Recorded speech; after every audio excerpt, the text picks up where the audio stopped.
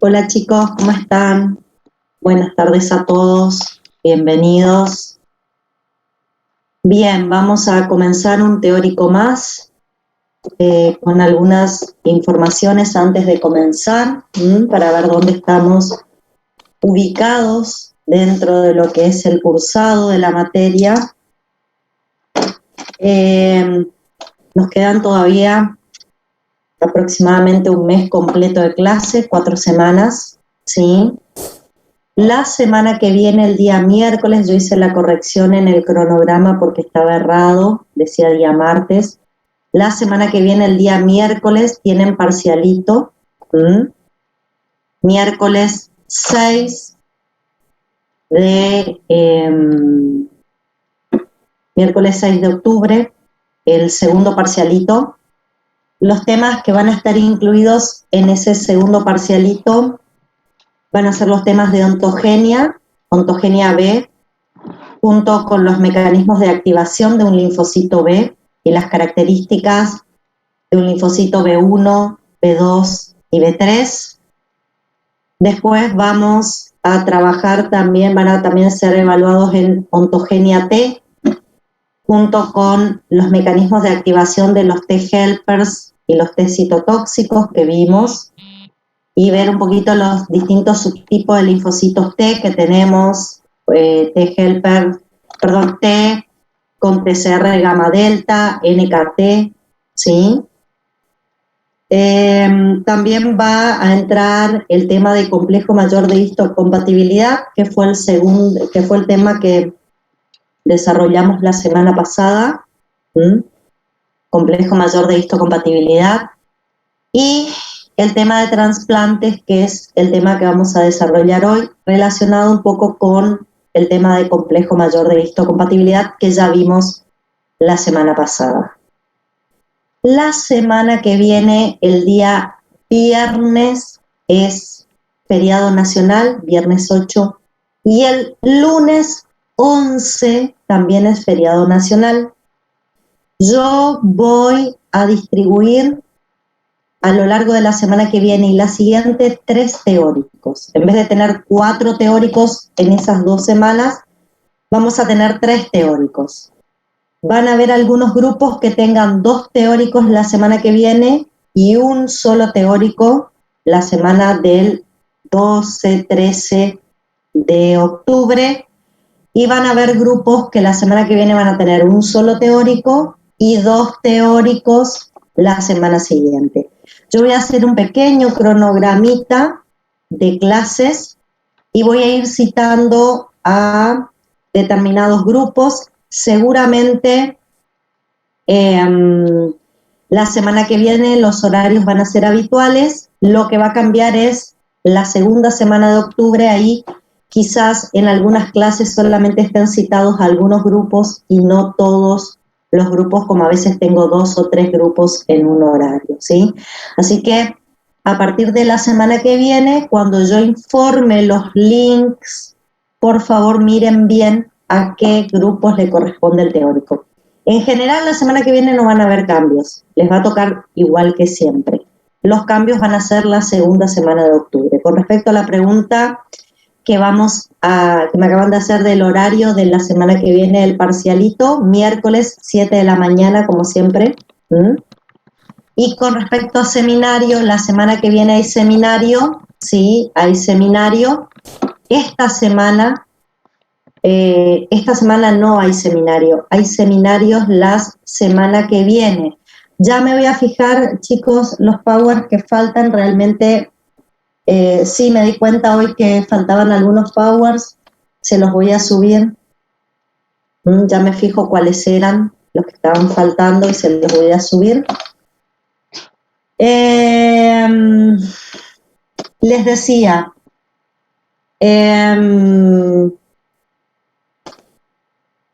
seminario la semana que viene, pero como el viernes que viene no hay clases, ya vamos a ver cómo se recuperan los seminarios de ese viernes, ¿está? Déjenme en el transcurso de la semana, yo voy a subir toda esa información para que el que entró tarde. Voy a dividir los grupos de teóricos porque el 8 y el 11 son feriados. Gracias por la información. Me faltan los power de ontogenia, ya les estoy subiendo, ¿sí? Hoy, en el transcurso de la tarde, cuando termine con ustedes, estoy subiendo los powers de ontogenia. Y para el que entró tarde, la segunda semana de octubre van a haber grupos que van a tener 2 teóricos y van a haber grupos que van a tener un solo teórico, debido a que el viernes 8 y el lunes 11 son feriados, ¿sí? Bueno, a ello lo voy a distribuir después. Déjenme organizar las comisiones y después ya les subo y ya les cuento cómo va a ser el seminario de la semana que viene. ¿Está? Y bueno, lo de ontogenia.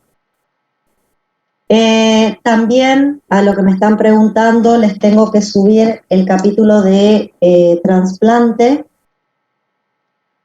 Hay un solo libro que tiene el tema de trasplantes, no todos los libros de inmuno tienen el tema de trasplante, no los abordan todos, así que el libro que sí lo aborda, yo voy a subir el capítulo, quédense tranquilos que en el transcurso de esta semana les voy a actualizar la página para que tengan todo para estudiar tranquilamente para la semana que viene, los powers que me faltan y la clase de hoy, que es la clase que todavía la tienen que tener para la evaluación de la semana que viene, ¿sí?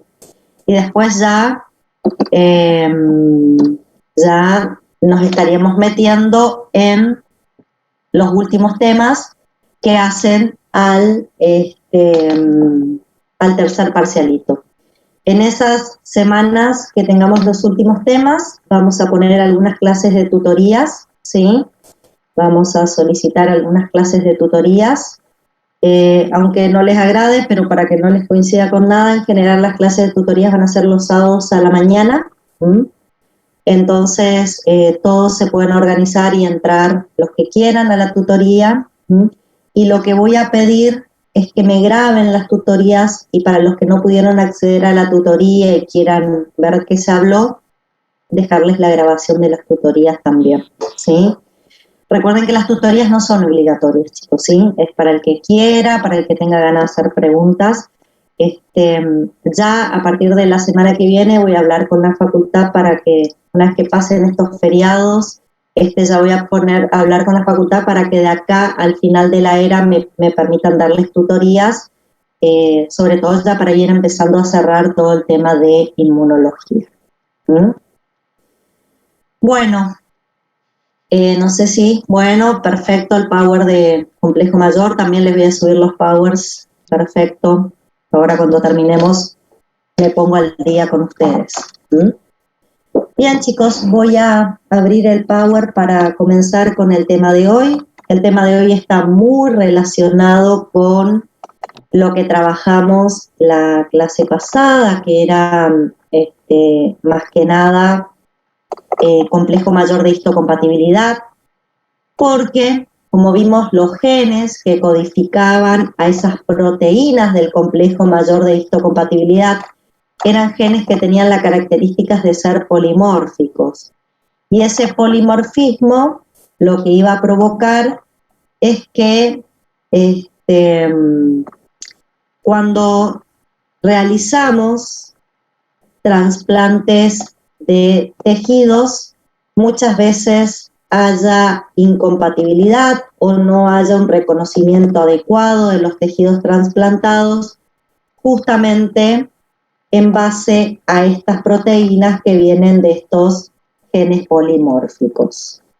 Un segundito que no estoy encontrando, acá lo encontré. De tanto que lo guardo, después no sé dónde lo puse. Bueno, ya estamos. Un segundo.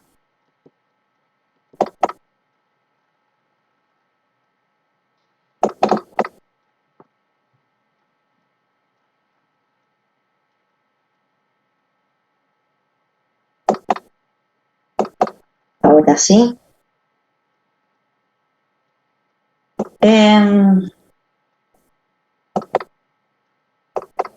Acá me están preguntando cuál es el libro que tiene el tema de hoy. Tengo que fijarme porque o es el ABA o es el Findboy. Uno de esos tiene el tema de hoy. No me acuerdo así de una.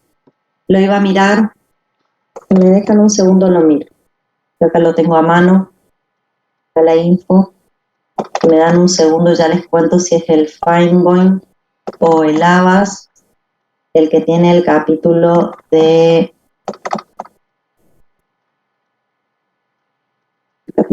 trasplantes. Un segundito.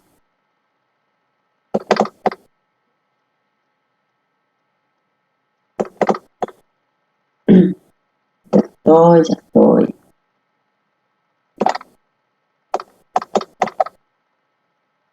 Tarda un poquito en abrir. Mientras tanto voy compartiendo lo que quiero que trabajemos con ustedes. Así en un minuto. Ay, ¿qué le pasó? Esperen que se me escapó mi trasplante. Se me escapó mi dibujito de trasplante del lugar donde estaba. Ahora sí. Está rebelde el Power. Ahí está. Bueno, un segundito. No, tengo que dejar de compartir porque si no, no puedo mirar lo otro que quería ver.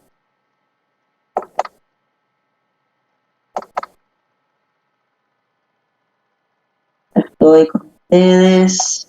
Un segundo.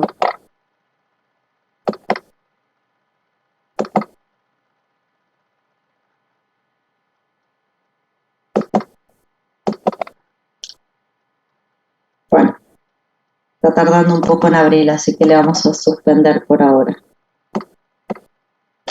Ahora en un ratito me fijo cuando estamos terminando la clase y ahí vemos cuál es el libro que tienen que usar, igual yo les subo. Acá me preguntan si en noviembre voy a realizar tutorías de todo el año como una revisión. Sí, chicos, antes de los recuperatorios. Hoy me pasaron fechas de recuperatorio, después también eso les voy a informar. Yo creo que quizás ustedes en la página de la facultad tienen las fechas, pero para contarles, recuperatorios de ERA, 15 de noviembre recuperatorio de primera, 19 de noviembre recuperatorio de segunda y 25 de noviembre recuperatorio de tercera ERA, ¿sí? Voy a hacer tutorías antes, piensen que después que tome tercera ERA yo tengo que tomar algunos días orales de tercera ERA para los 4 y 5, y una vez que termine los orales de tercera ERA me voy a dedicar a lo largo en horarios de clase, como para que cada grupo por ahí pueda organizarse, poner alguna tutoría, ¿sí? Tanto de primera, segunda como de tercera ERA. Todo antes de los recuperatorios. Y después para el final, también fíjense y tengan presente que hay 2 fechas de finales. Desde el año pasado se incluyó una segunda fecha de final a fin de año. El primer final es el 18 de noviembre, o sea, mientras estamos haciendo recuperatorios, los que no tienen nada para recuperar pueden rendir su primer final. Aquellos que aprobaron todo, el 18 de noviembre pueden rendir su primer final. Y si no, el 6 de diciembre es el segundo final, ¿sí? Eso es para que lo tengan más o menos presente, que son fechas importantes. Piensen que nosotros vamos a estar tomando orales y nos vamos a extender un poco en la toma de orales, ¿está?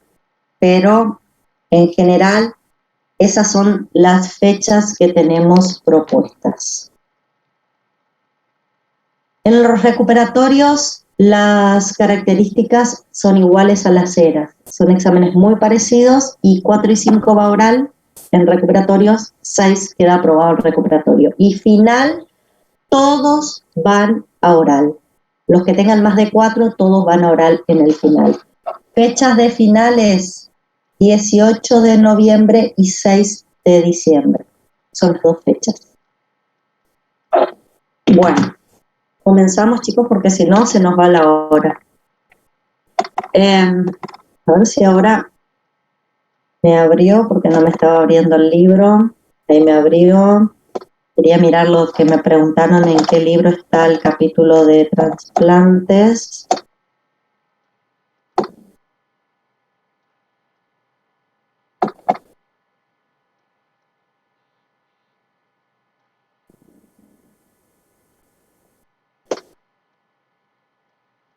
El ABAS tiene el capítulo de trasplantes, chicos, para los que me preguntaron.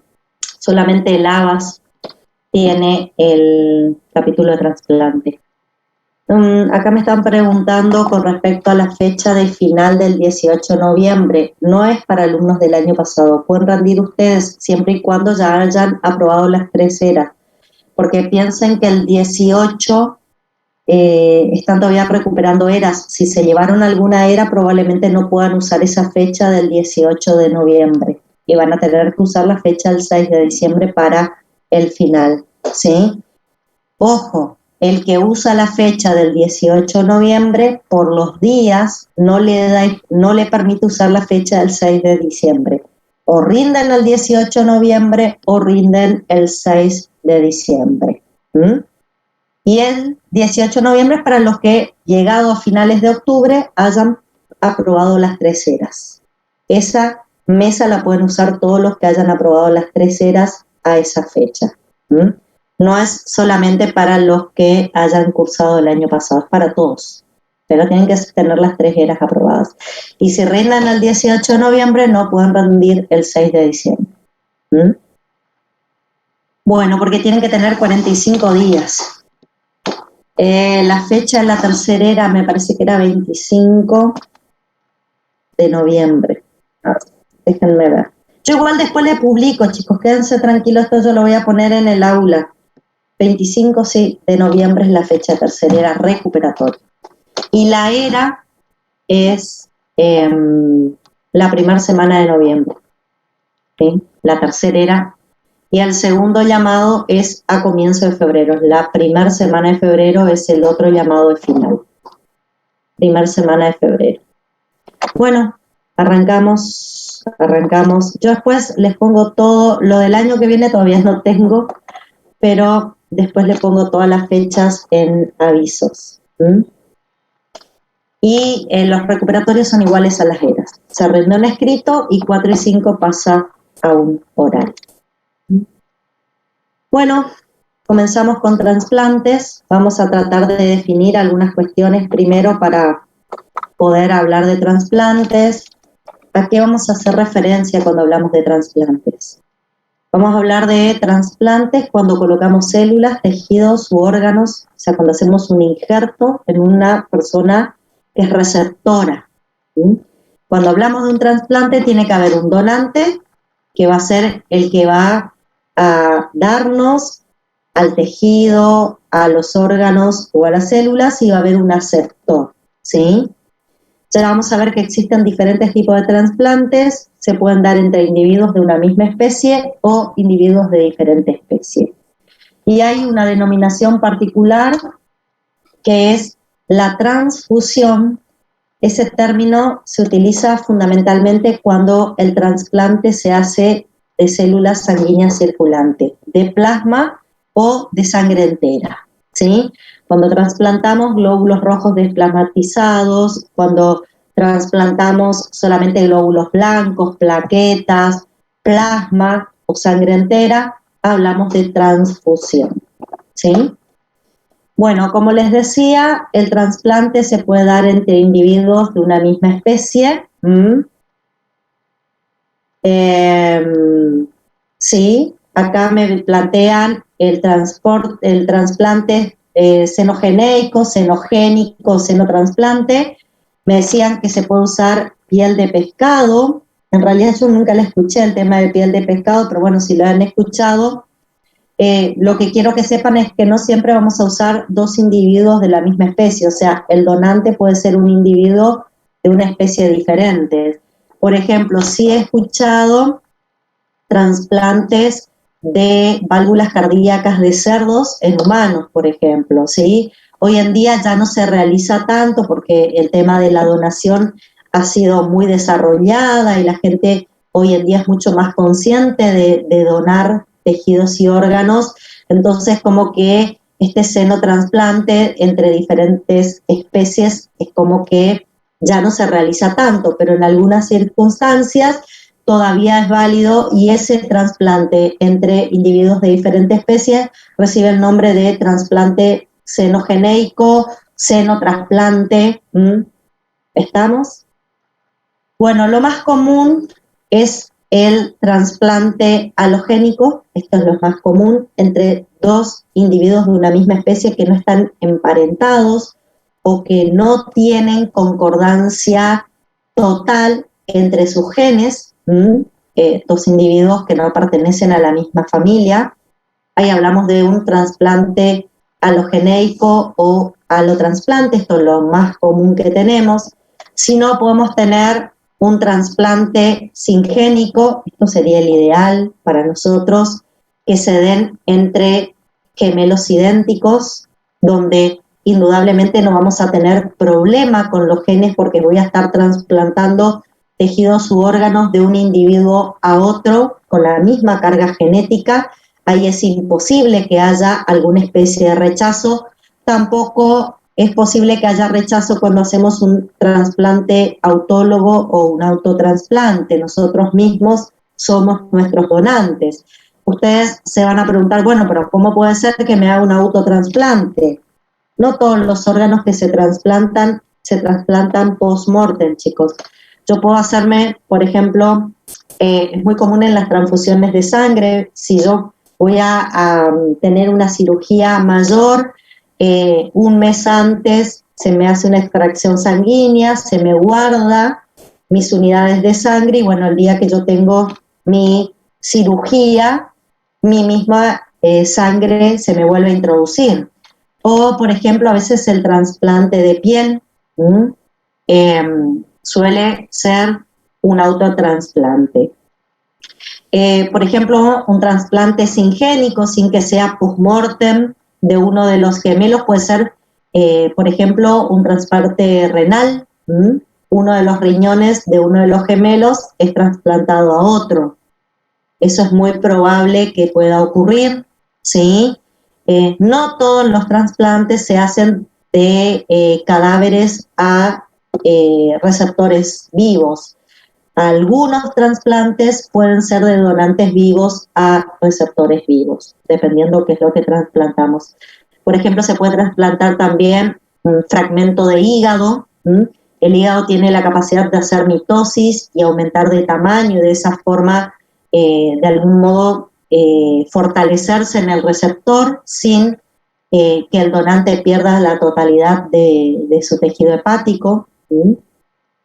Bueno, hay otros trasplantes que indudablemente requieren de un donante cadavérico para el receptor vivo, ¿sí?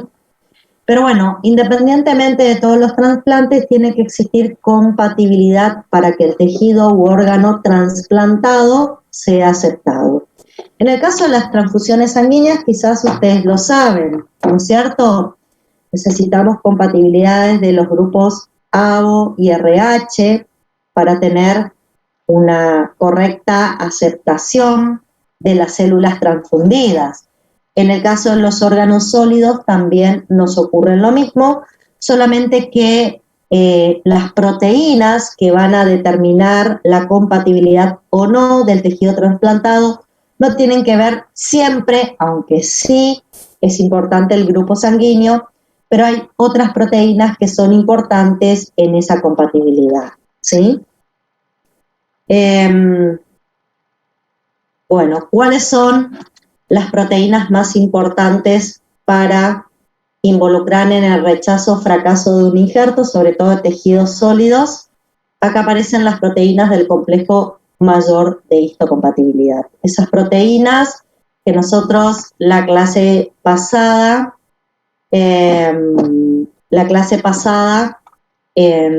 habíamos visto como proteínas cuya función era presentar antígenos a los linfocitos T. En este caso, ahora se van a responsabilizar, de provocar muchas veces rechazos o fracasos de injertos. Acá me están preguntando si por más que exista compatibilidad, el cuerpo lo reconoce como un aloinjerto. Cuanto mayor es la compatibilidad de genes, menor es el reconocimiento como aloinjerto, ¿sí? Cuanto mayor es la compatibilidad, menos es el reconocimiento como aloinjerto, y eso lo vamos a ver. Si bien siempre hay genes que preferimos que exista compatibilidad y otros los dejamos de lado, ahora les voy a explicar por qué, pero cuanto mayor es la compatibilidad, menor es la posibilidad de reconocimiento de halo injerto. Aparece el reconocimiento de halo injerto cuando no es totalmente compatible. O sea, si yo trasplanto tejidos entre dos gemelos idénticos, indudablemente no va a haber reconocimiento de halo injertos y el tejido trasplantado va a ser reconocido como algo propio, ¿sí? Acá, bueno, bien, gracias por la información de la compañera. Me dice que en Brasil sí se usa piel de pescado para ayudar a los procesos de cicatrización en quemaduras. Obviamente, en ese caso, al comienzo, vamos a tener que tener una inmunosupresión del paciente para que no genere inmediatamente un rechazo. Una vez que logre la cicatrización y el recupero del tejido propio normal del organismo humano, ya no hace falta la inmunosupresión porque ya no va a haber procesos posibles de rechazo.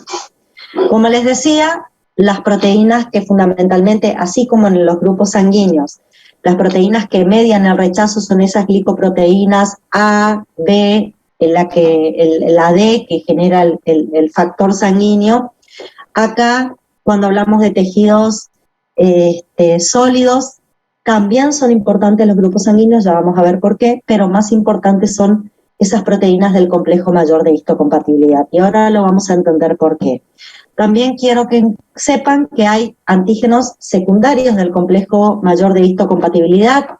Estos antígenos secundarios son péptidos propios derivados de proteínas polimórficas. El término polimórfico me indica que esa proteína puede estar codificada por varios genes, por varios alelos genéticos.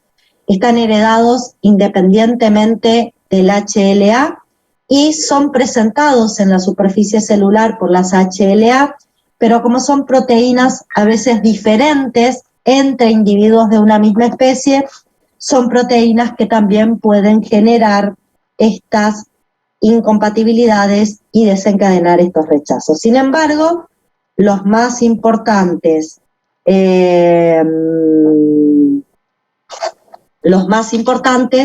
van a ser estas proteínas del complejo. Ahora yo les voy a explicar por qué se comportan de esa manera. Bueno, cuando hablamos de proteínas del complejo, necesito mostrarles este cuadro, ¿sí? Este cuadro nos muestra que las proteínas del complejo mayor de histocompatibilidad son polimórficas. ¿Qué quiere decir que son proteínas polimórficas? Derivan de genes diferentes. Dentro de la especie humana, como les dije en la clase anterior, hay más de 5.000 genes en la región, 5.000 genes posibles en la región HLA de clase 1 y en la región HLA de clase 2 del cromosoma 6. Yo no estoy diciendo que en ese cromosoma 6 hay 5.000 genes. Hay 15 de los 5.000 posibles, 15 o menos de los 5.000 posibles, ¿sí? Y lo que podemos observar es que cuando estudiamos diferentes individuos de una misma especie, no todos tienen el mismo isotipo o el mismo tipo de alelo en esa región. Si ustedes miran, nosotros en la región HLA1 tenemos genes A, B y C, maternos y paternos. Si miramos, hay 44 variantes posibles para los genes A y algunas de esas variantes tienen isotipos. Cada isotipo y cada variante, chicos, genera una cadena alfa diferente. Cadena alfa diferente que va a formar el complejo mayor de histocompatibilidad. Si yo miro los genes de un paciente, por ejemplo, de su madre hereda el gen A1, ¿sí? Un segundito que quiero marcarlo.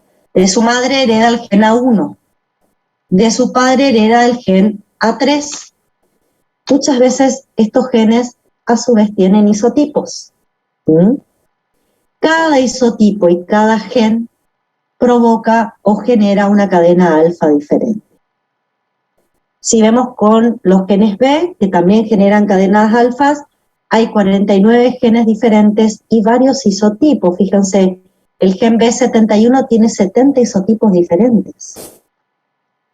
El gen C tiene 9 tipos diferentes con algunos isotipos. El DR tiene 17 diferentes con algunos isotipos. El de Q 7 diferentes y el de P 6 genes diferentes. En general, cuando nosotros trabajamos con trasplantes y buscamos compatibilidad, tratamos de buscar compatibilidad de genes A, de genes B y de genes DR. Asegurando esta compatibilidad, porque son los genes más polimórficos que hay, son con lo que más difícilmente consigamos compatibilidad fuera de la familia, ¿sí? Ya no es tan importante la compatibilidad de los genes C, D, Q y DR. Por eso cuando se estudia un paciente que va a ser trasplantado, estudiamos fundamentalmente los genes A, los B y los DR para ver si encontramos un donante con el cual tenga compatibilidad. ¿Mm? Si nosotros estamos en la familia, fíjense, esta es la madre con sus genes A, B y DR. Recuerden que los genes del HLA no son solamente A, B y DR, sino que también está el C, D, Q y DP, pero tenemos en cuenta A, B y DR porque son los más polimórficos. Esta es la carga genética del padre y este es el individuo que necesita el trasplante. ¿Mm? Fíjense lo que pasa dentro de la propia familia. Puedo tener un hermano que es parcialmente compatible porque coincide con el paciente en los genes maternos. Puedo tener otro hermano que es parcialmente compatible con el paciente porque coinciden los genes paternos.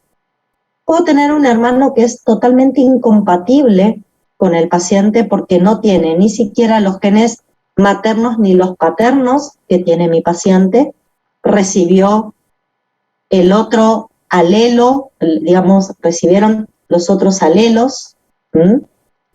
Y puedo tener un hermano que sea 100% compatible con mi paciente.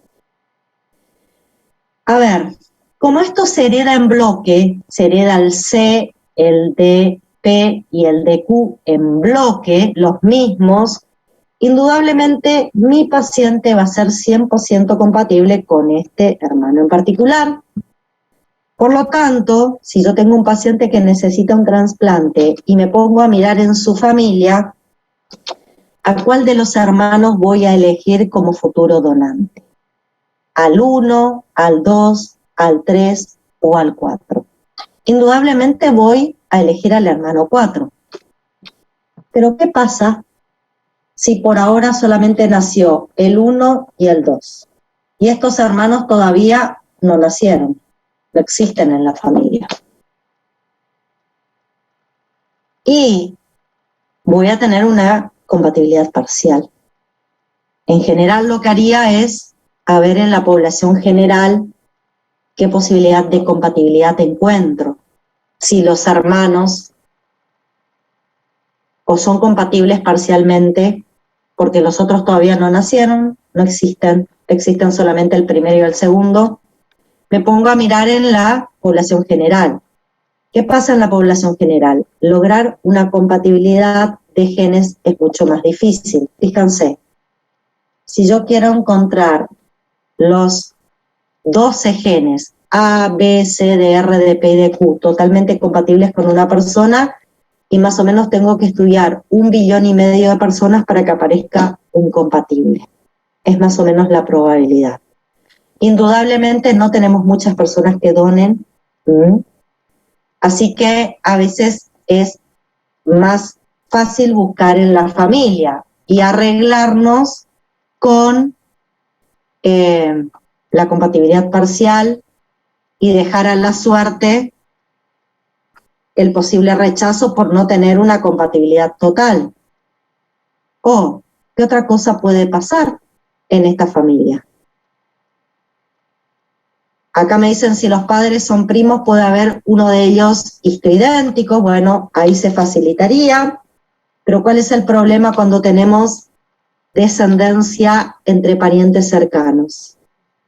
La descendencia entre parientes cercanos hace que aparezca en forma homocigota genes recesivos que normalmente son genes letales.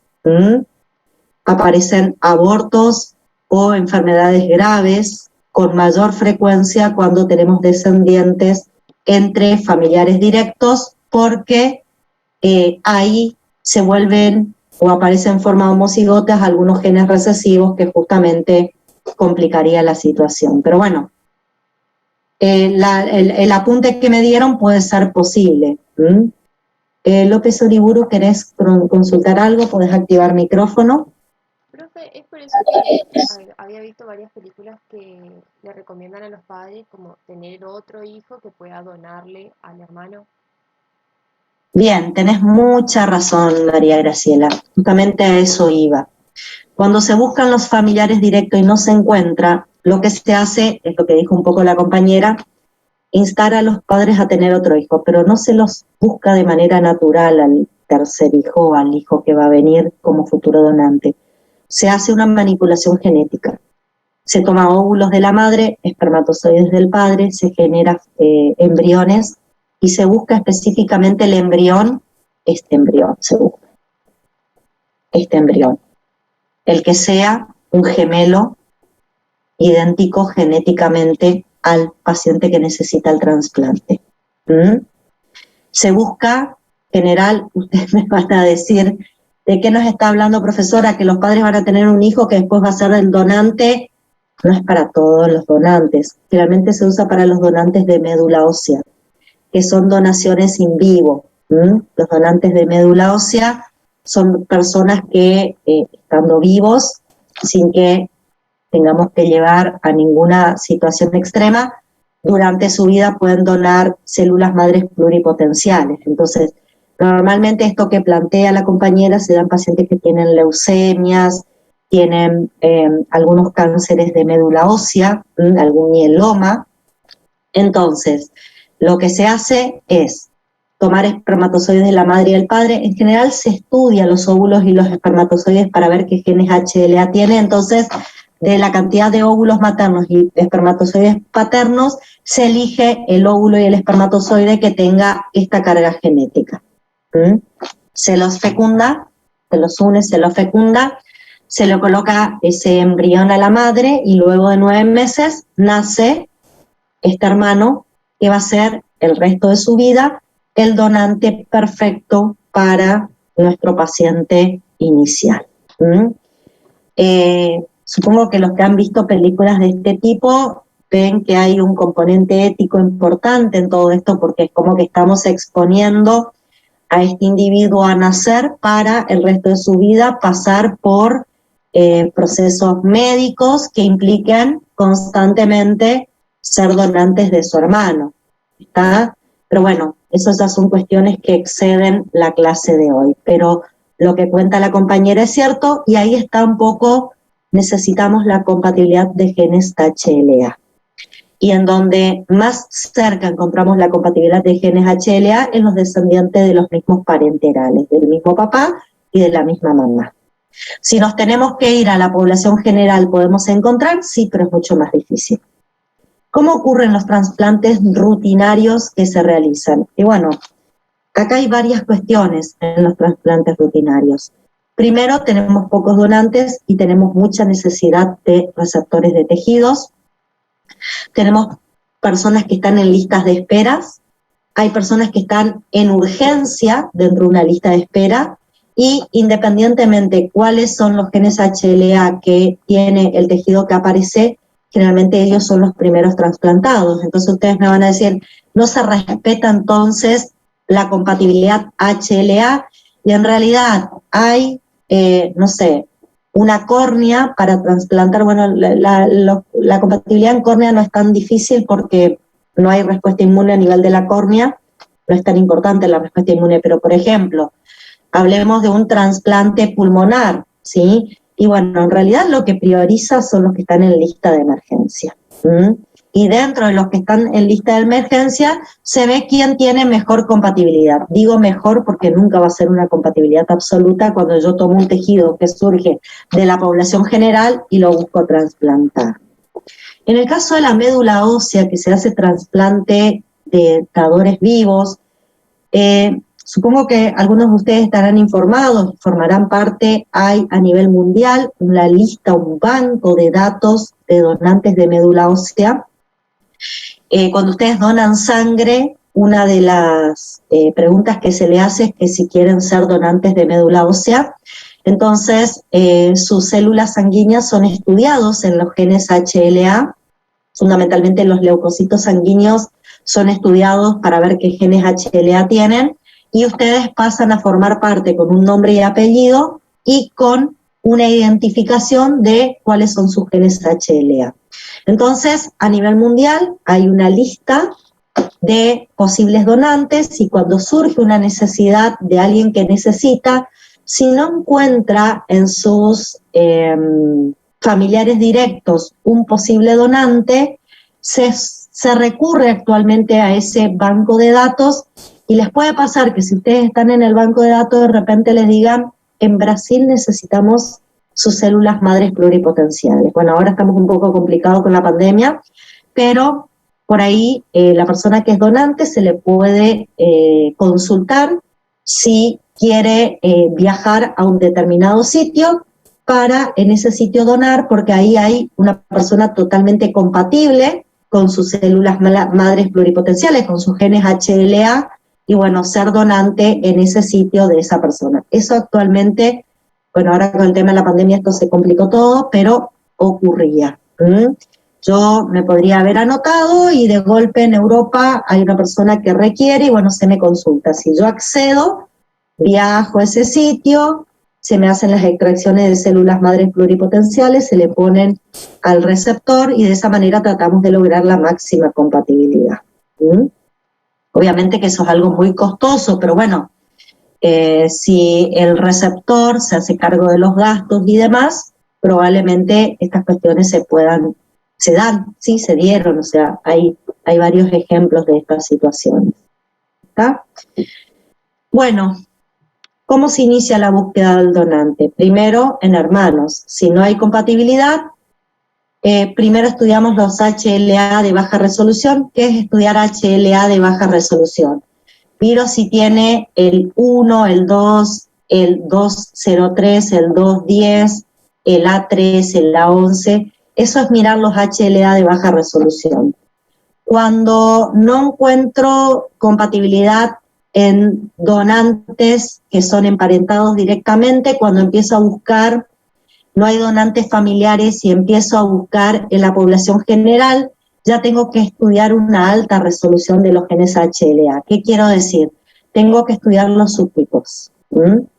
Tengo que estudiar los subtipos, por ejemplo, fíjense, no chicos, no tienen que saber las tablas. Ahora después al final de las clases les voy a contar. Yo estoy tratando de que ustedes logren entender por qué a veces hay compatibilidad y por qué no, y quiénes son responsables de la compatibilidad. Por ahí sepan que cuando se estudia la compatibilidad en dos individuos, se estudian fundamentalmente los genes A, B y DR, que son los más poligénicos y los que más van a provocar rechazos. Quédense tranquilos que cuando termina la clase hago las aclaraciones necesarias, ¿sí? Bueno, fíjense, esto lo estudiaría con baja resolución cuando es familiar. ¿Por qué estudio de esta manera el familiar? Porque yo sé que sí, a ver, déjenme volver un segundo para atrás, que si estoy buscando en hermanos, como provienen de la misma madre y del mismo padre, tienen el mismo subtipo de A1. Si la madre tiene el subtipo A103, este hermano y este hermano tienen el A103.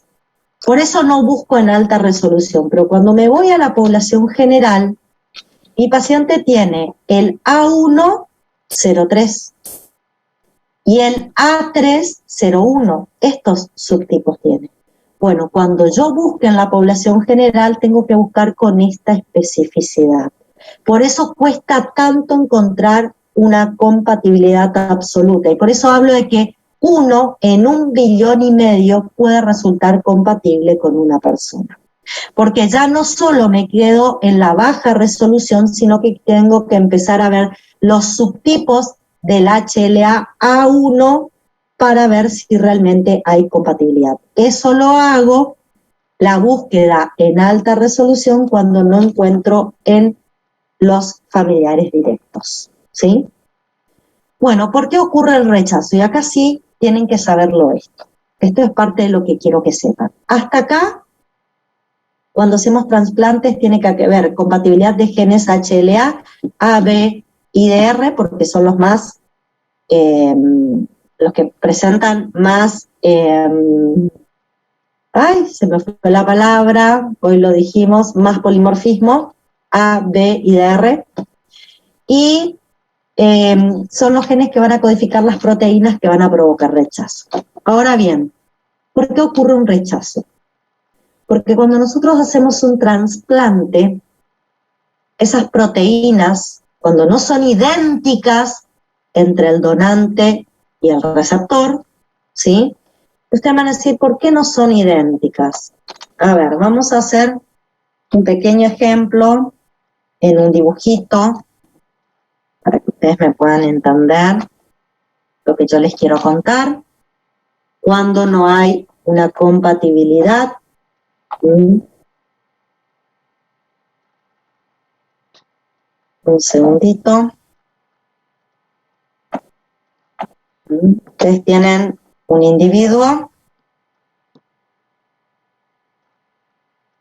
Disculpen mis dibujitos que no son muy perfectos. Este sí que me salió feo. Pero lo vamos a borrar, está muy feo. Volvamos al dibujito. Está más flaquito. Fíjense, si yo tengo una célula en este individuo, su HLA va a tener esta característica. Y si yo dibujo una célula en este individuo, como derivan de HLA diferentes, van a tener estas características. Cuando yo trasplante tejidos de este individuo a este otro, cuando trasplante tejidos, sus células también van a venir adentro. ¿Y qué van a traer? Van a traer un HLA diferente. El sistema inmune de este, que es el receptor, a estos HLA los va a reconocer como propios. Sin embargo, a los que vinieron en el tejido trasplantado, porque son proteínas derivadas de genes diferentes, estas proteínas van a ser reconocidas como extrañas. Hay dos posibilidades de presentación de antígenos cuando hablamos de un rechazo. Hay una vía de presentación directa de antígenos y una vía de presentación indirecta. La vía de presentación directa se da cuando nosotros hacemos el trasplante de un tejido, generalmente un tejido muy vascularizado, y dentro del trasplante de tejido viajan células presentadoras de antígenos del donante. Esas células presentadoras de antígenos del donante van a salir del tejido trasplantado, van a ir al órgano linfoide secundario y van a mostrarle esas proteínas provenientes de genes polimórficos a los linfocitos T que están en el receptor. Vamos a hacer un dibujo para que ustedes puedan entender esto. Voy a volver acá, voy a borrar mis dibujos y vamos a hablar exclusivamente de la presentación directa de haloantígenos, o sea, cómo se presentan directamente haloantígenos en un trasplante de tejidos. Lo que quiero que tengan presente es que ahora vamos a tener un individuo. Este individuo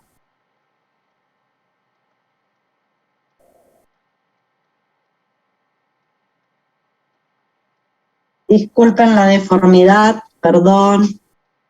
Este individuo va a recibir de otro individuo.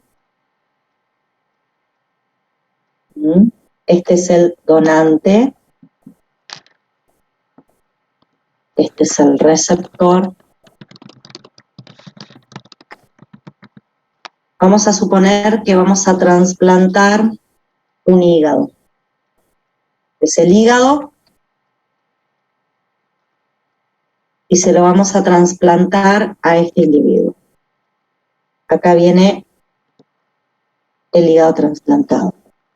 Dentro del hígado trasplantado van a migrar células dendríticas que tienen proteínas del complejo mayor de histocompatibilidad de clase 1 en su membrana y proteínas del complejo mayor de histocompatibilidad de clase 2. ¿Por qué tienen proteínas del complejo mayor de histocompatibilidad de clase 1 y clase 2? Ay, perdón, no están viendo, chicos. Ay, perdón. Ya les comparto. A ver, disculpen. Ahí estamos. ¿Ven? El donante, el receptor, el hígado trasplantado. Dentro del hígado trasplantado está la célula dendrítica que viaja, es la célula dendrítica del donante, es la célula dendrítica del donante que viaja dentro del tejido trasplantado, y esa célula dendrítica tiene proteínas del complejo mayor de clase 1 en su membrana y tiene proteínas del complejo mayor de clase 2 en su membrana. ¿Por qué? Proteínas del complejo mayor de clase 1 porque es una célula nucleada. Proteínas del complejo mayor de clase 2 porque es una célula presentadora de antígeno. ¿Qué va a hacer esta célula? Va a salir de acá y va a viajar, por ejemplo, a un ganglio, órgano linfoide secundario. Puede viajar a un ganglio. Se va a venir acá. Y acá en el ganglio, ¿qué va a hacer? Va a interaccionar con linfocitos T.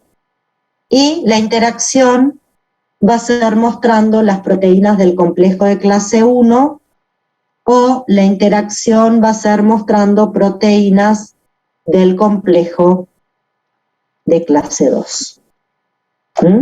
Es una célula presentadora de antígeno, una célula dendrítica del donante que viajó en el tejido trasplantado y luego va al órgano linfoide secundario del receptor.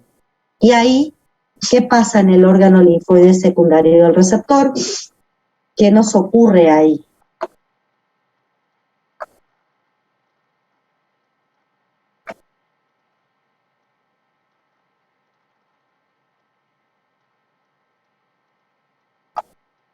¿Qué nos ocurre? Fíjense, van a leer que acá dice alocélula presentadora de antígenos. ¿Qué es una alocélula presentadora de antígenos? Una célula del donante que viajó adentro del tejido trasplantado. ¿Y qué es reconocido como extraño acá? Todo el complejo mayor de histocompatibilidad, ya sea de clase 1 o de clase 2, todo el complejo es reconocido como extraño. Ni siquiera el péptido que muestra el complejo, sino la proteína del complejo, la cadena alfa del complejo de clase 1 o la alfa y la beta del complejo de clase 2 van a ser reconocidas como extrañas por el TCR.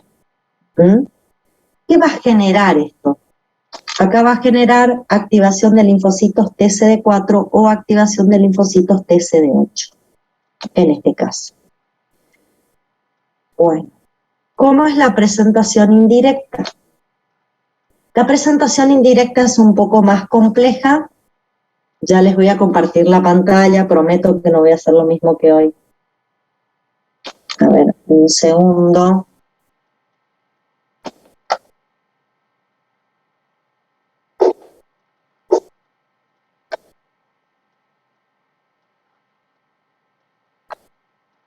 Un segundito. Ahí. ¿Cómo es la presentación indirecta? Vamos a hablar de presentación indirecta de haloantígeno. Acá nosotros vamos a tener, este es el tejido trasplantado, el tejido del donante, digamos. Ahora no van a ir células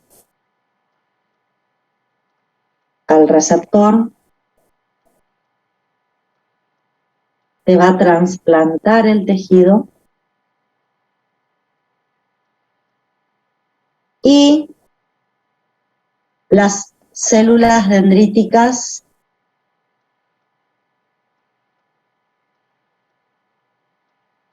estas son células dendríticas, es el receptor del receptor, van a viajar al tejido trasplantado y van a contactar con células del tejido trasplantado. ¿Qué van a hacer estas células? Acá van a endocitar complejos mayores de histocompatibilidad de clase 1 o de clase 2 en células del tejido trasplantado. Una vez que endocitan, ¿qué hacen las células presentadoras de antígeno? Vuelven y van al órgano linfoide secundario y hacen la presentación. Pero como hubo una endocitosis, la presentación de la célula propia del receptor va a ser por complejo de clase 2.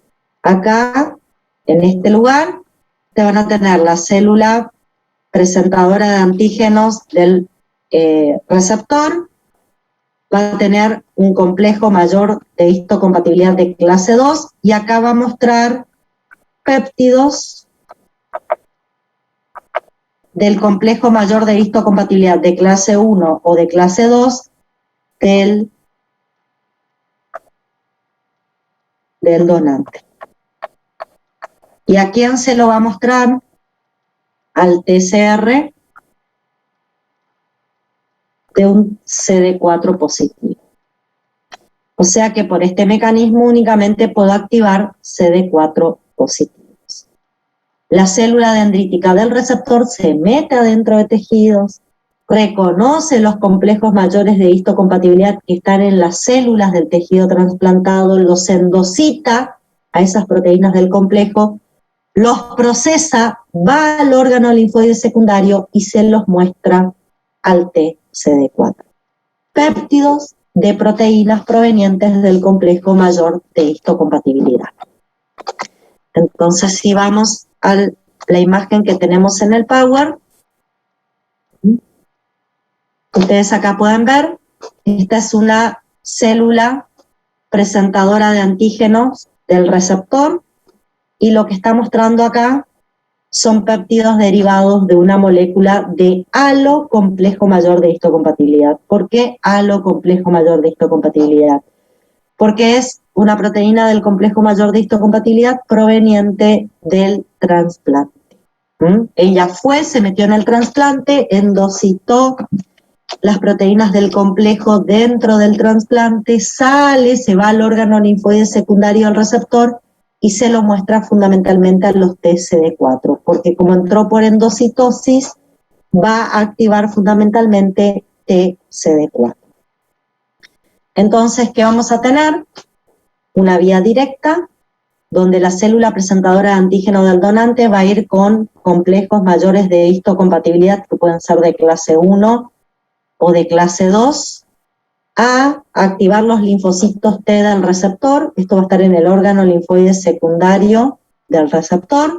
Ella va a salir esta célula presentadora de antígenos va a salir del órgano trasplantado y va a viajar al órgano linfoide secundario del receptor. Y ahí va a presentar a los TCD4, los complejos mayores de histocompatibilidad de clase 2, y a los TCD8, los del complejo de histocompatibilidad de clase 1. ¿Sí? Bueno, y la vía indirecta, la célula presentadora del antígenos va al tejido trasplantado. Acá endocita proteínas del complejo, vuelve al órgano linfoide secundario y le muestra péptidos del complejo mayor de histocompatibilidad de clase 1 o de clase 2 a los linfocitos T en el órgano linfoide secundario. Acá son todas células del receptor. Acá es la célula presentadora del donante que se mete en el órgano linfoide secundario del receptor del trasplante. Indudablemente estos mecanismos directos e indirectos se ven favorecidos cuando no tengo una total compatibilidad de genes HLA. Sobre todo cuando uno no logra una total compatibilidad de los genes A, B y D. Entonces, ¿qué nos va a pasar? Fíjense, si la célula presentadora de antígenos del donante presenta complejos de clase 1 y clase 2, esto es presentación directa, puede activar CD4 o puede activar CD8. ¿Qué van a hacer los linfocitos TCD4 y qué van a hacer los linfocitos TCD8 activados por vía directa como esta? Los TCD4 van a activar los TCD8 y van a activar una respuesta inflamatoria en el tejido inflamado, van a activar macrófagos, van a favorecer la migración de neutrófilos al tejido inflamado. Ya vamos a ver todo lo que hace. Después tengo una vía indirecta, ¿se acuerdan? La célula presentadora de antígenos del receptor se metió en el órgano trasplantado, endocitó complejos mayores, como son endocitados, se presentan por complejos mayores de clase 2 y solamente activan CD4 por vía indirecta. Estos CD4 activan a los CD8 y activan la inflamación. Los CD8 por su parte, los citotóxicos, se meten en el tejido trasplantado y matan por citotoxicidad las células del tejido trasplantado. Además, las células presentadoras de antígeno del donante puede ir a un órgano linfoide secundario y así el linfocito va a reconocer proteínas del complejo mayor de histocompatibilidad. Cuando yo hago esa presentación directa y tengo células presentadoras de antígenos del donante que viajan al órgano linfoide secundario, ¿sí? Ahí puede ocurrir que los linfocitos vírgenes reconozcan esas proteínas del complejo sobre la célula presentadora de antígenos del donante, a esas proteínas las reconozcan como extrañas y frente a ellas generen anticuerpos. Además, cuando hacemos presentación indirecta, favorecemos la formación de TCD4, que puede ser un T helper folicular, por ejemplo, y ante la presencia de un T helper folicular y un linfocito B que recibió la primera señal de activación, aparecen anticuerpos. ¿Para qué me sirven los anticuerpos anti-aloantígenos? Los aloanticuerpos o anticuerpos anti-aloantígenos son anticuerpos que se van a unir a células dentro del tejido trasplantado y pueden, por ejemplo, activar la vía clásica del complemento sobre el tejido trasplantado, pueden opsonizar las células del tejido trasplantado para ser reconocidos por macrófagos o neutrófilos. También la opsonización puede hacer que sea reconocido por natural killers y de esa manera reaccionen los natural killers, ¿sí? Entonces, ahí ustedes pueden ver que pueden ser diferentes los mecanismos que se van a presentar. ¿Mm? Bueno, entonces, por una presentación directa puedo activar CD8 positivos, CD4 positivos. Por una presentación indirecta activo únicamente CD4. Además, los linfocitos B pueden reconocer cuando las células presentadoras de antígenos del donante van al órgano linfoide secundario, pueden reconocer esos antígenos. Los T-helpers liberan citoquinas que pueden activar macrófagos, pueden activar linfocitos B para que liberen los anticuerpos. Y los T citotóxicos tienen una acción directa sobre las células del trasplante y de esa manera provocan una muerte o necrosis, muerte o apoptosis de directamente las células del trasplante. Todo esto indudablemente ¿a qué nos va a llevar? Toda esta activación del sistema inmune en el receptor del injerto, ¿a qué nos va a llevar? Nos va a llevar de alguna manera al rechazo del trasplante. Existen en verdad 3 tipos de rechazo diferentes. El rechazo agudo, el hiperagudo y el crónico. En realidad me gustaría, y eso lo voy a cambiar, me gustaría que diga hiperagudo, agudo y crónico, porque cada uno tiene sus propias características. Vamos a hablar de qué pasa en un rechazo hiperagudo. Les voy a contar que el rechazo hiperagudo es un rechazo que ocurre horas o minutos después de hacer un trasplante. Ustedes van a decir, ¿cómo horas o minutos después? Porque si me pongo a pensar en que esto tiene que ocurrir para que haya un rechazo, ¿con qué nos vamos a encontrar? ¿Cuánto tiempo tarda la célula presentadora de antígeno en presentar antígenos en el órgano linfoide secundario? ¿Cuánto tiempo tarda en activarse un linfocito TCD4, un CD8, un linfocito B? ¿Cuánto tiempo tarda? ¿Se acuerdan de eso? Y dijimos que por lo menos 14 días nos va a llevar este proceso, o sea, que la activación de las células, de los linfocitos halogénicos, la formación de los haloanticuerpos, no va a ser inmediata. Entonces, si eso no es inmediato, ¿por qué yo puedo tener un rechazo hiperagudo? ¿Por qué minutos o a lo sumo unas horas después yo empiezo a rechazar, el receptor empieza a rechazar el tejido? Horas o minutos después. ¿Por qué? Porque en el rechazo hiperagudo,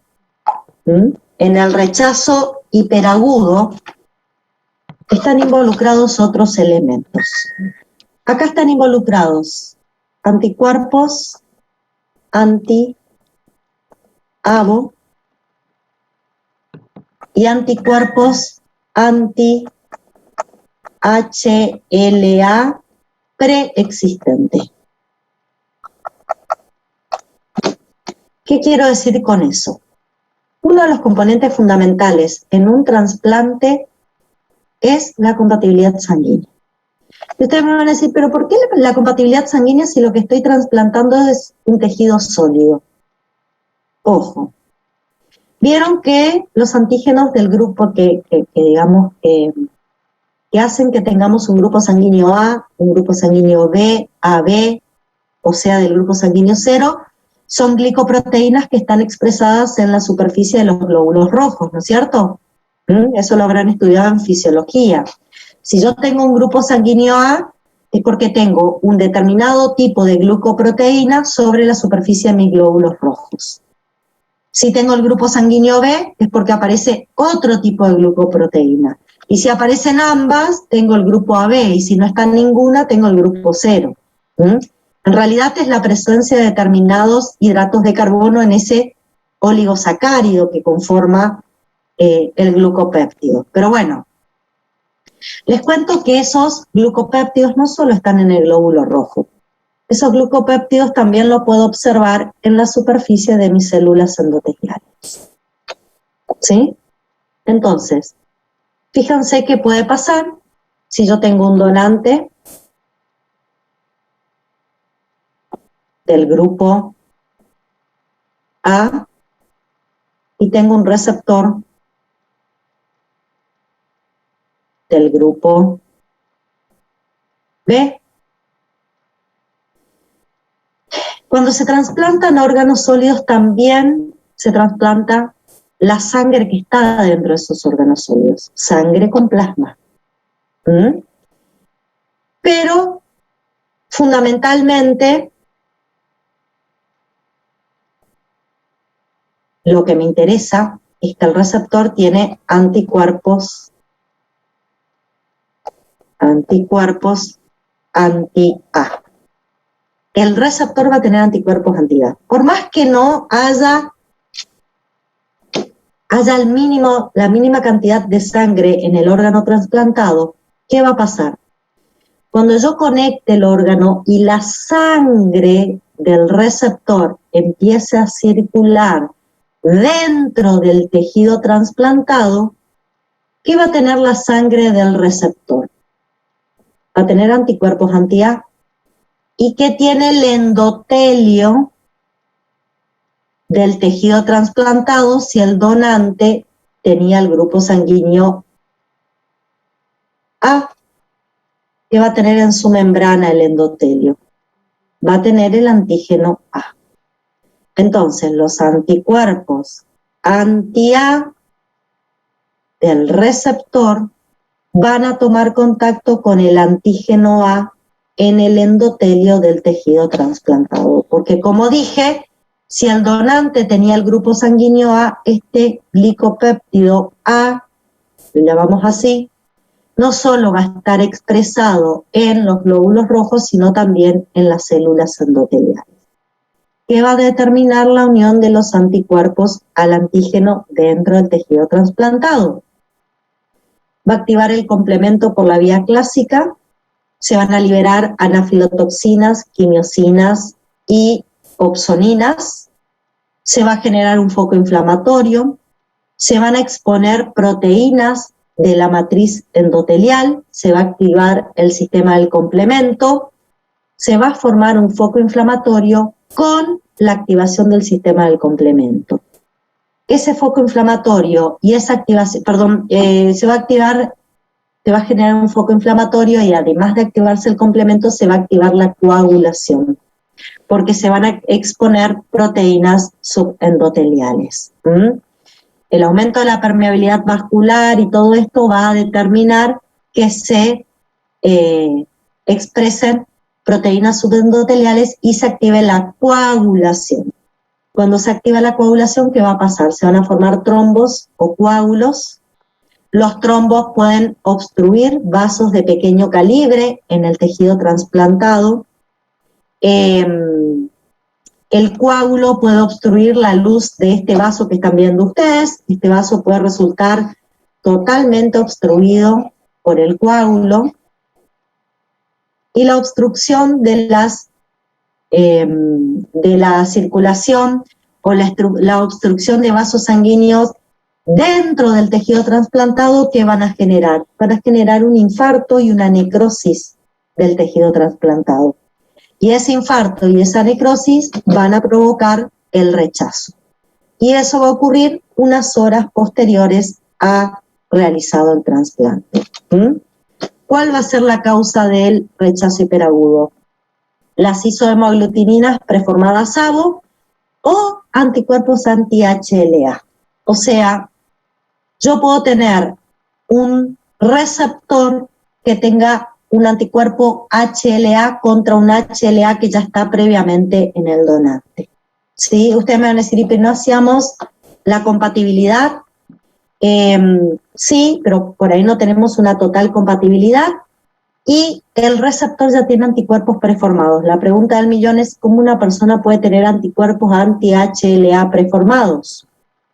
Normalmente las personas que han sufrido varias transfusiones previas o los que tuvieron un trasplante y ya hicieron un rechazo de un trasplante previo, o durante los embarazos las mujeres pueden generar anticuerpos anti-HLA contra los HLA paternos que están, por ejemplo, en el feto, ¿sí?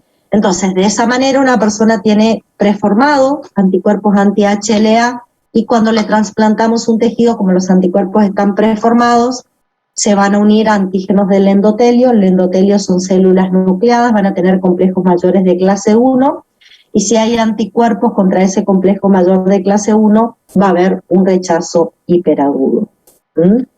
Se une el anticuerpo al endotelio vascular, se fija el complemento, se activa el complemento, hay una lesión endotelial, hay exposición de proteínas de la membrana basal subendotelial, hay activación de plaquetas, hay coagulación, hay trombosis, y el rechazo se da más que nada por infartos dentro del tejido trasplantado. Se infartan los vasos dentro del tejido trasplantado.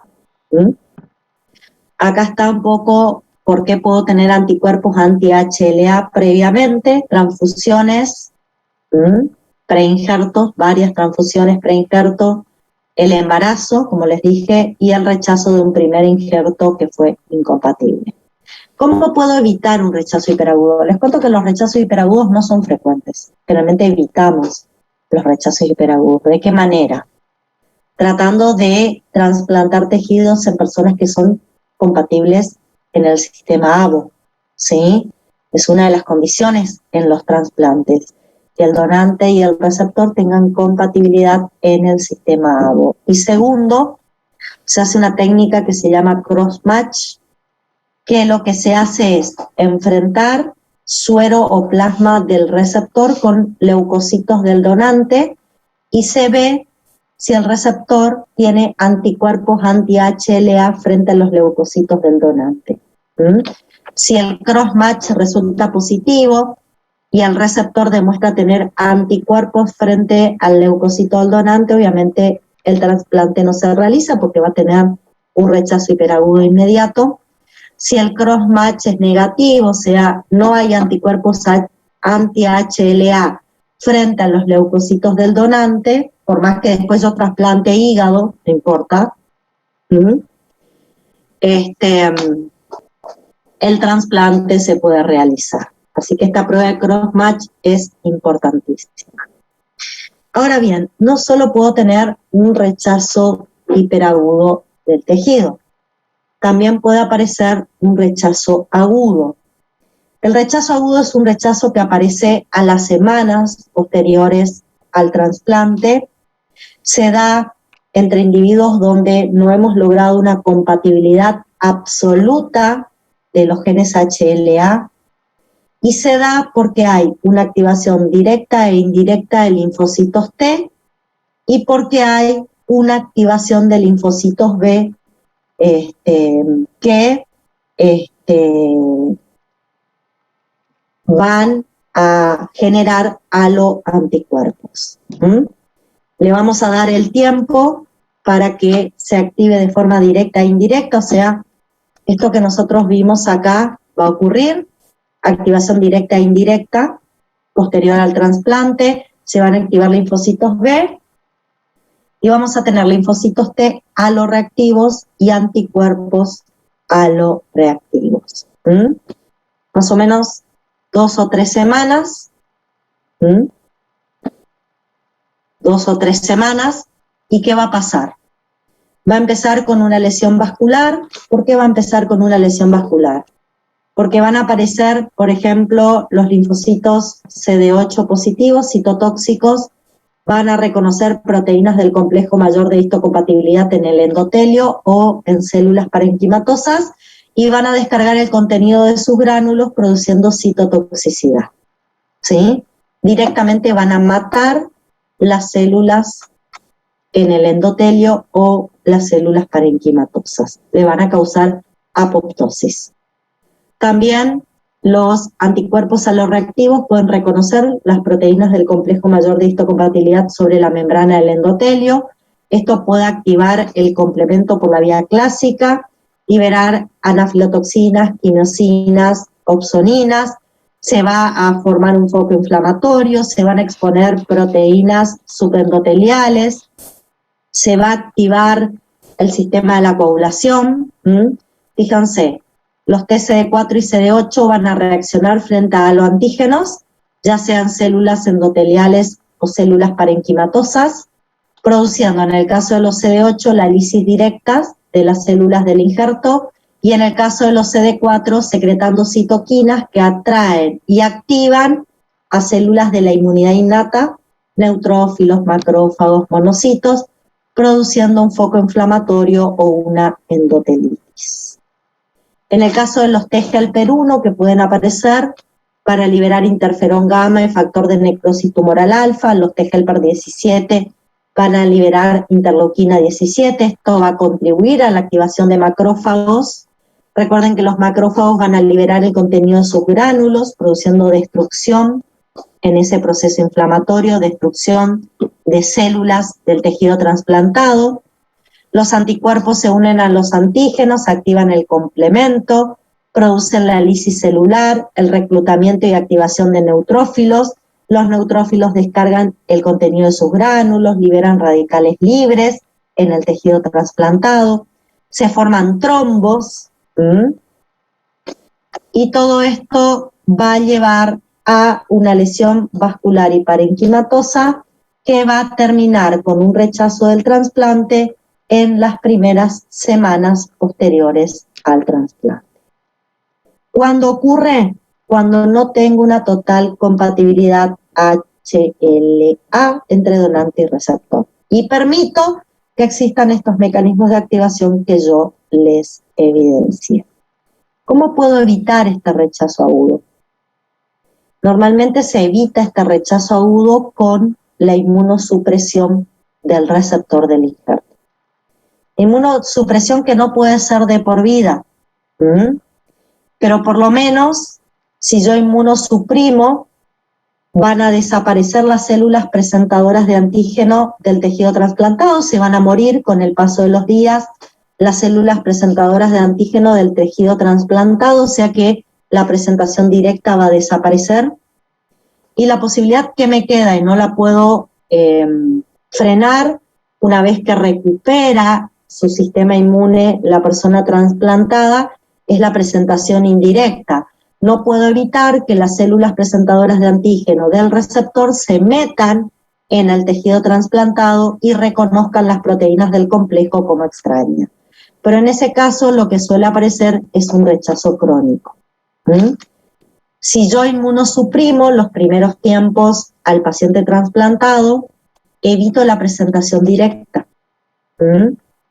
Una vez que saco la inmunosupresión y la persona trasplantada, que ya tiene su órgano funcionando, recupera su sistema inmune, a lo que me puedo exponer es a una presentación indirecta, a que las células presentadoras de antígeno del receptor se metan en el tejido trasplantado, busquen a estas proteínas del complejo mayor de histocompatibilidad que no son reconocidas como propias, las endociten y vayan y los presenten en el órgano linfoide secundario.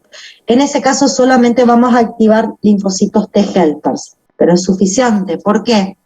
Porque los linfocitos T-helper van a venir al tejido trasplantado, van a reconocer esas proteínas y van a liberar citoquinas. ¿Qué van a provocar las citoquinas? Las citoquinas van a provocar un cuadro proinflamatorio. Los linfocitos T, CD4 aloreactivos, van a liberar interferón gamma, factor de necrosis tumoral alfa, van a activar macrófagos, células endoteliales, células musculares lisas, las cuales van a liberar más citoquinas, van a liberar factores de crecimiento, que quizás no van a producir una destrucción directa del tejido trasplantado, sino, por ejemplo, van a producir un sobrecrecimiento de las paredes de los vasos sanguíneos. Esta proliferación de las células musculares lisas, esta proliferación de las células musculares lisas, ¿qué va a lograr? Que la luz del vaso sanguíneo empiece a disminuir, ¿sí? Exactamente Ariana, lo que me estás preguntando se debe a esto que estoy explicando acá. ¿Sí? Fíjense, a medida que, digamos, esas citoquinas proinflamatorias estimulan al músculo liso, se forma lo que denominamos aterosclerosis. ¿Sí? Acá no hay una placa de ateroma causada por LDLs modificadas, como habíamos estudiado en las lipoproteínas, sino que la aterosclerosis, el crecimiento de la pared del vaso y el ensanchamiento de la luz, se da por un aumento en la proliferación de las células musculares lisas de la íntima.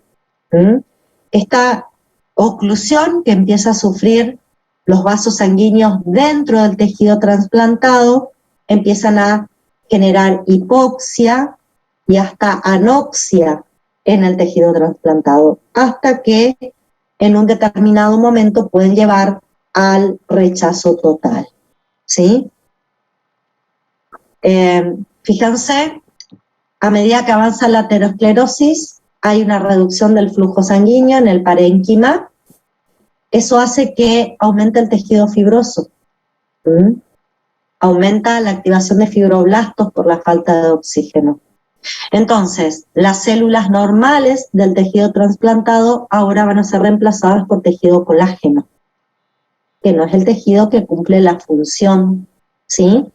Esto se da sobre todo en tejidos muy vascularizados, es un tipo de rechazo que se da en trasplantes cardíacos y trasplantes hepáticos.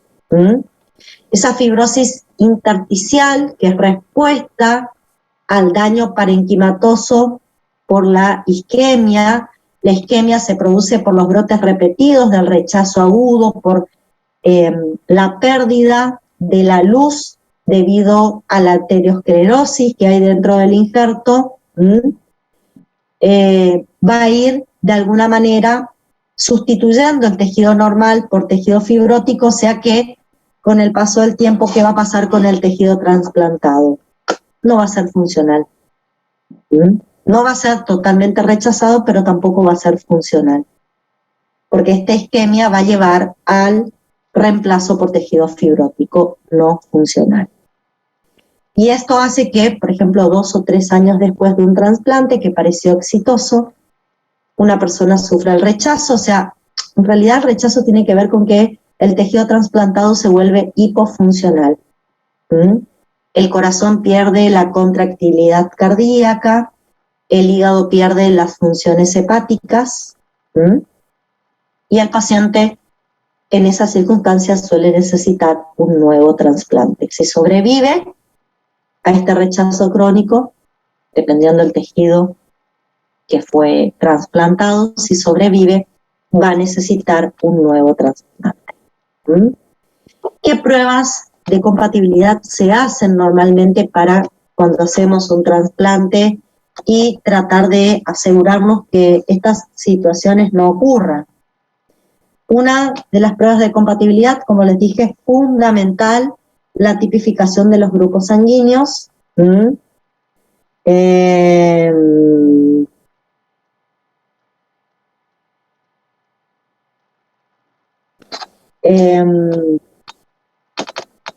Digamos, tiene que ver con el rechazo hiperagudo, la compatibilidad sanguínea. Después, la tipificación celular de los genes HLA, fundamentalmente se busca compatibilidad absoluta de tipos y subtipos de genes A, B y DR. Si se puede lograr de los 6 genes HLA mejor, pero los que tienen mayor variabilidad, mayor polimorfismo, son los que con mayor frecuencia causan rechazos agudos y crónicos. La detección de anticuerpos preformados, anticuerpos anti-HLA preformados en una persona que recibió varias transfusiones previas o recibió un trasplante previo y hizo un rechazo, o por embarazos, varios embarazos, generó anticuerpos anti-HLA. Eso también lo encontramos con el cross-match, esa prueba que yo les dije. Acá está la prueba cruzada, identifica en un posible, se identifica en un posible donante para determinar si el receptor tiene anticuerpos que reaccionan contra las células del donante. Se hace con el suero del receptor frente al linfocito del donante. Ese es el cross-match y lo que hace es identificar en el suero del receptor anticuerpos anti-HLA frente a células del donante. Si bien se hace con linfocitos, pero los linfocitos tienen anticuerpos anti-HLA, son células nucleadas, así que van a tener las proteínas del complejo anti-HLA en su membrana y por lo tanto pueden de alguna manera demostrar la identidad de los anticuerpos en el receptor. ¿Está? Bueno, ¿qué tienen que saber de todo esto? Importante, cómo hacemos las presentaciones de anticuerpos, hacemos las presentaciones de los aloantígenos directa e indirecta. Esto que está acá, lo que trabajamos, cómo se activan linfocitos B y estos empiezan a formar aloanticuerpos y cómo se da el rechazo hiperagudo, agudo y crónico en las personas que son trasplantadas, ¿sí? Eso es lo que fundamentalmente yo quiero que rescaten. Si bien yo hablé de un poco los genes y qué es lo que pasa entre hermanos y qué es lo que tengo que buscar cuando vamos a la población general, eso es algo que ustedes después lo van a estudiar con detalle. A mí desde el punto de vista inmunológico me interesa que sepan que cuando hablamos de trasplante, las principales proteínas involucradas en los rechazos de trasplante son las proteínas que derivan de estos genes polimórficos, que son los genes que codifican las proteínas del complejo mayor de histocompatibilidad, cómo esas proteínas se transforman en antígenos cuando hago un trasplante, cómo se transforman en antígenos y hay una presentación directa de esos antígenos y cómo hay una presentación indirecta de esos antígenos. Y a su vez, cómo el linfocito B puede evidenciar esos antígenos y formar los anticuerpos. Y a partir de ahí, ¿qué tienen que tener en cuenta para que haya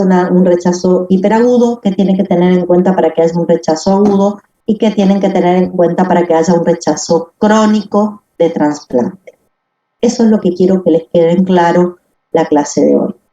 Con respecto a lo que me están preguntando a través del chat, sí, hasta acá entrarían los temas que vamos a desarrollar en el parcialito de la semana que viene, ¿sí? Hasta acá.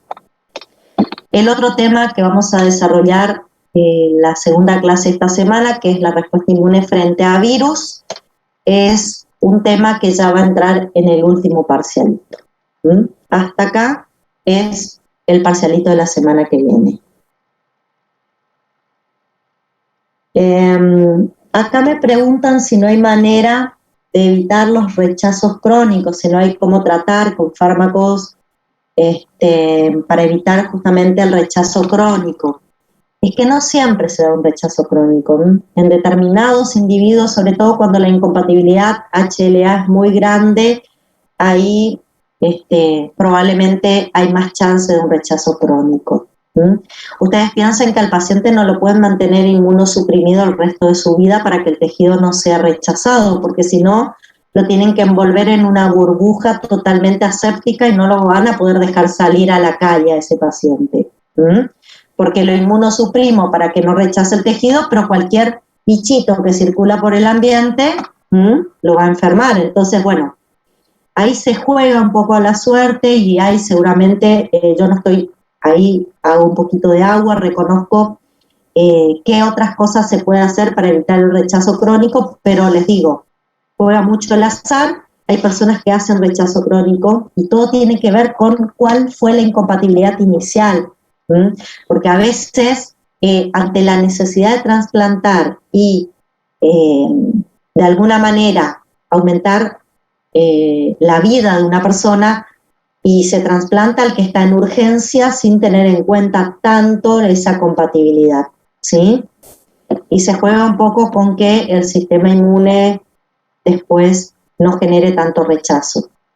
Pero generalmente lo ideal sería lograr la mayor compatibilidad posible. Acá me preguntan si los corticoides generan inmunosupresión. Sí, los corticoides inmunosuprimen porque disminuyen la activación de los linfocitos T helper fundamentalmente. ¿Mm? Y los linfocitos T helper son fundamentales para estimular el sistema inmune y para estimular a los CD8 positivos. Entonces ahí pueden generar inmunosupresión con corticoides, obviamente, es una de las maneras. Después hay otros fármacos que ya lo van a estudiar después, pero no es únicamente con corticoides. Y específicamente cómo evitar un rechazo crónico lo van a ver después. Yo quiero que vean desde el punto de vista inmunológico cómo estas proteínas del complejo mayor de histocompatibilidad en determinado momento son muy útiles dentro de nuestro organismo, pero cuando hacemos trasplantes se transforman en antígenos porque provienen de genes polimórficos y bueno, las consecuencias que en esa situación nos pueden traer estas proteínas. Más que nada eso es lo que quería cerrar por ahí en esta clase. Bueno, no sé si tienen alguna otra pregunta para hacer. Si no tienen más preguntas para hacer, por hoy agradezco que estén del otro lado y los espero en la segunda clase de esta semana. La segunda clase quizás no va a tener un PowerPoint armado, porque la idea es empezar a recuperar un poco todo lo que ya vimos en otras clases, así que por ahí voy a trabajar con imágenes en la tableta más que nada, donde voy a ir haciendo dibujitos y les voy a ir explicando los procesos que aparecen en la respuesta inmune frente a virus y bueno, vamos a ver qué pasa un poquito en el caso de las infecciones por COVID, que es la situación que amerita ser vista en la clase de respuesta inmune frente a virus. ¿Está? Bueno, los espero la próxima clase entonces. Nos vemos. Hasta la próxima, chicos. Chau, chau.